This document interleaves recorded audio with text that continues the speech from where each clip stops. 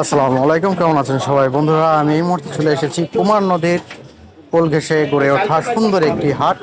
এটা শ্রীনদী হাট।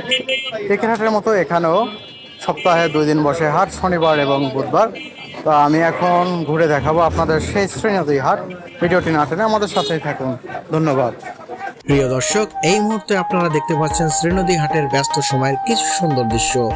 চারিদিকে মানুষের চলাফেরা, দোকানীদের ব্যস্ততা আর কেনাবেচার কোলাহলে পুরো হাট জুড়ে যেন তৈরি হয়েছে প্রাণের এক আলাদা অনুভূতি। কেউ বাজারে ব্যাগ হাতে প্রয়োজনীয় জিনিস কিনছেন, আবার কেউ দূর গ্রাম থেকে নিজের উৎপাদিত পণ্য নিয়ে এসেছেন এই হাটে বেচার জন্য। গ্রাম বাংলার সাধারণ মানুষের জীবনযাত্রা বাস্তব চিত্র যেন ফুটে উঠেছে পুরো হাট জুড়ে। কুমার নদের কোল ঘেঁষে গড়ে ওঠা এই হাটে একদিকে যেমন রয়েছে মানুষের ব্যস্ততা, অন্যদিকে রয়েছে গ্রামের শান্ত সৌন্দর্য। নদীর বাতাস আর মানুষের কোলাহল সব মিলিয়ে শ্রীনদী হাটের পরিবেশকে করে তুলেছে আরো বেশি প্রাণবন্ত। দেখুন, ছোট ছোট দোকানগুলোতে মানুষের ভিড়। কেউ কাপড় কিনছেন, কেউ মাছ, কেউ আবার দৈনন্দিন প্রয়োজনীয় জিনিসপত্র নিয়ে ব্যস্ত সময় পার করছেন। এভাবেই সপ্তাহে 2 দিন জীবন্ত হয়ে ওঠে এই ঐতিহ্যবাহী শ্রীনদী হাট।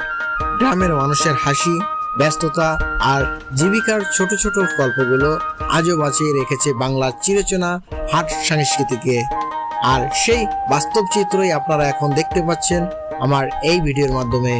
ধন্যবাদ। আসসালামু আলাইকুম।